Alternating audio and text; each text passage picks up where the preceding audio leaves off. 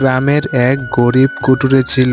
সে বাগানে প্রতিদিন কাঠ কাটতে আসতো আর সেই কাঠ বিক্রি করেই তার সংসার চলতো। কিন্তু অনেকদিন পর দেখলাম তোমাকে, রোহন ভাই। কেমন আছো তুমি? আলহামদুলিল্লাহ, চলছে কোনো রকম।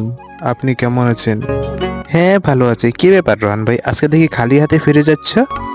কি আর বলবো, দুঃখের কথা। আমি যেখান থেকে কাঠ প্রতিদিন কুড়িয়ে নিয়ে আসি, সেখানে গিয়ে দেখি কাঠ নেই।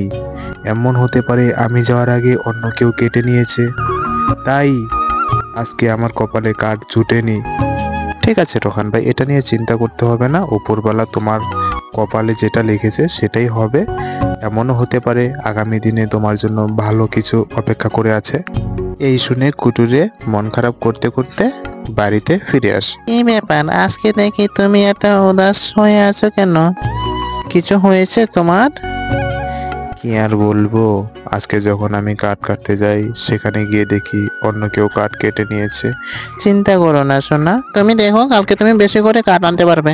এই, তুই তো আজকে অনেক কাঠ কেটে নিয়েছিস, এতগুলো উঠাবি কি করে? ঠিক আছে, আমি তোকে উঠিয়ে দিচ্ছি।